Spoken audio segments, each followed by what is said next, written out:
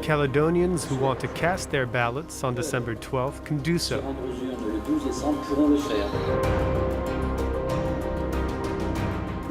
The referendum is organized within the boundaries of French law and the French Constitution, but it doesn't resolve anything politically. On the contrary, it worsens tensions.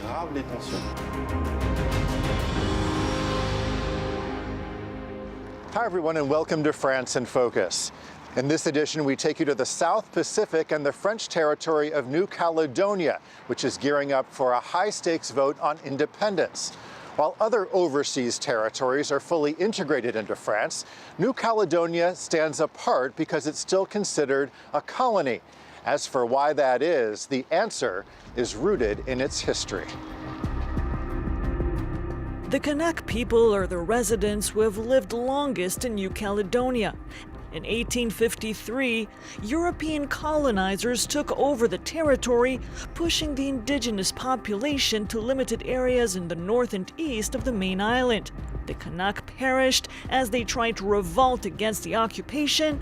They also suffered from disease, losing half of their people in just a few years' time.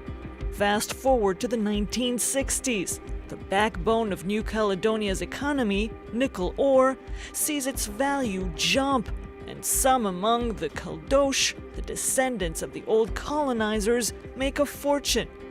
The Kanak population is more than ever left on the sidelines. Society is deeply divided, and from the 1980s onwards, it's torn over the issue of independence. The colonizers' descendants being French loyalists, the Kanaks vying for independence. On April 22, 1988, an attack leads to dramatic change. Armed Kanak activists target security forces, killing 4 soldiers and taking 26 others hostage. 10 days later, security forces try to free those held captive. 19 indigenous activists and 2 military are killed in the fighting. Weeks later, loyalists and pro-independence activists signed the Matignon Agreement. Its goal, organizing a referendum over self-determination and a redistribution of wealth.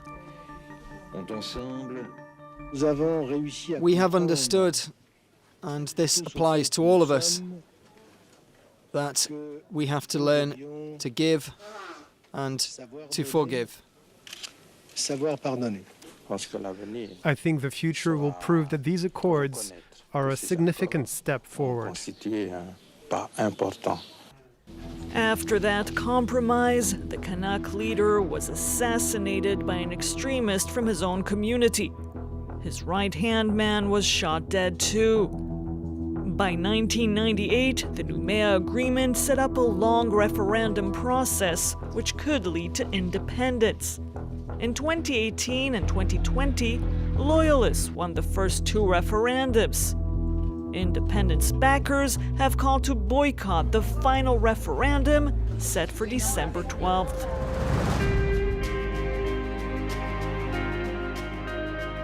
The referendum on independence is the 3rd and final vote, and it's set for December 12th. But there's been a big disagreement on its timing.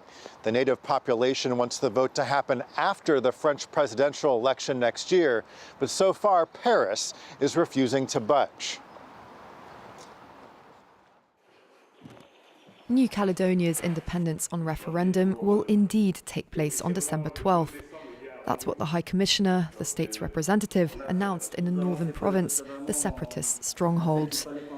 They'd been calling for the vote to be postponed as they recovered from a devastating wave of COVID-19, the first to strike New Caledonia. If, on December 12th, only a part of the population goes to vote, and we see an abstention, massive or not, this will delegitimize the result. A widely shared feeling in the pro-independence strongholds, like here in Weilou, one of 3 communes in the southern mining area of the northern province. 87% of its inhabitants voted yes in the 2020 independence referendum. This crisis wasn't like the previous ones, when we were practically not affected. So we have to mourn. And this vote puts a lot of pressure on us. We have the impression we're not being listened to. On a l'impression qu'on nous écoute pas. The so-called loyalists are satisfied. They were in favour of not delaying the vote. I consider this to be the right decision. The health conditions are favourable right now, and it would have been strange for the government to decide to postpone. It's good that the referendum will be held on December the 12th, so that we can move on to the next step. In Farino, a commune located 120 kilometres north of Nouméa, almost all of the 680 inhabitants took part in the 2020 vote. 88% of them voted no to independence. The day we're no longer French, we will have lost a lot. We are waiting for this independence issue to go away, so that we can go on living happily the way we've always lived. We don't want to go backwards. The pro-independence side has called on supporters to abstain on December 12th. In this deeply polarised society, the vote threatens to disrupt 30 years of political compromise.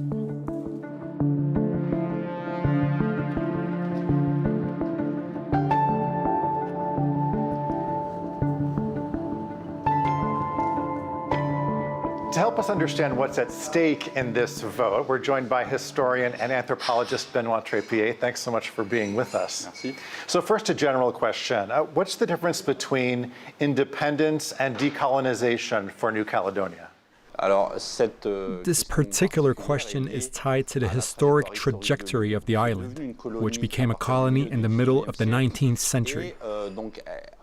Then, in 1946, it became part of France's overseas territory. But because of the constant flow of migration from the French mainland, the indigenous Kanak population found they were a minority in their own land, and so they felt like they were still living in a colony, which they denounced, and their calls for independence grew. In 1986, they went all the way to the UN to add New Caledonia to its list of countries to be decolonized.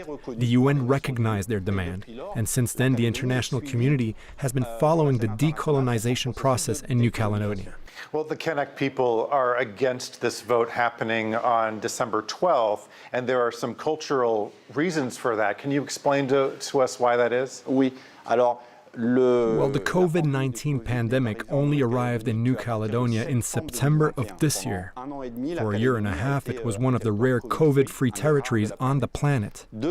Since September, COVID has taken a toll, particularly in the South Pacific indigenous and Kanak communities. The Kanak community must observe traditional mourning ceremonies, which are very culturally important, but haven't been able to take place yet. These large ceremonies bring together dozens, even hundreds of people. And during this time, people take a step back from the rest of the world, from social, economic, and political life. And all of this can last up to a year. So the Kanaks told the French government, listen, we can't go and campaign in these conditions. After this wave of death, it would be an insult to go and talk politics to all those families who are grieving and observing the customary ceremonies. So because it's such an important vote, they asked if it could be exceptionally pushed back a year, when the island will be back to normal, because at the moment people are still in shock over the pandemic. The territory remains very divided between the Kanak people and the Caldoche, or the descendants of the white colonists. Why has that division persisted? Because the legacy of colonialism is still very present in New Caledonia. The Kanaks were for a long time separated from the settlers and put in reserves, which they weren't allowed to leave until the end of the 1940s. And since then, the social economic inequalities, the schooling, and cultural differences have remained. And this prompted a big rebellion against the colonial past, which was still a reality. And following this movement in the 1970s and 80s, there were political compromise agreements made. We're now coming to the end of 30 years of political agreements, during which there was still segregation in society, but nonetheless, there was progress. And over the past 20 years, the political ideology of the island, its social contract, has been based on what's known as a common destiny, which is a way of saying that both the descendants of the Kanaks and of the colonizers will turn the page of their colonial past and build a new identity altogether. but this current political problem threatens to destroy this New Caledonian identity that's being formed. We've talked about what's at stake for New Caledonia, but what's at stake for France, especially in terms of its influence in the region and especially when it comes to China? The political doctrine of Emmanuel Macron and his government of the last 5 years is to ensure that France is an important player in the Indo-Pacific region. So now, in the context of this rivalry with, on the one hand, China, and on the other, with Australia, the United States, and the United Kingdom, notably with the dispute over the sale of submarines between France and Australia, which was cancelled, the French government seems determined to strengthen its presence in the region. So in New Caledonia, the loyalist camp is using this political agenda and saying, if France wants to remain in the Pacific in the face of China, New Caledonia has to stay French. The Kanak separatists, meanwhile, are saying, we don't want a fractured independence with France. We want to build towards independence with a long-term special partnership with France.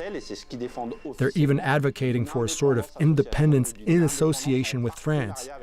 An independence with partnership. This would give New Caledonia sovereignty, but also allow it to entrust some areas, like defense or part of its diplomacy, for instance, to France, if it wishes. So actually, in the end, independence could be the best way for France to protect its interests in the long term. Because, on the contrary, if France refuses to listen to the Kanaks' calls for independence, New Caledonia could become a political hot potato for France on the world stage. So if France switched to soft power with New Caledonia as its partner, its influence would have as good a chance as any of countering China's influence. And this is definitely worth considering, but it's apparently not the current thinking of the French government. Okay, Benoît Trépied, thanks so much for being with us. Merci. And thank you for watching this edition of France in Focus. Stay tuned for more world news here on France 24.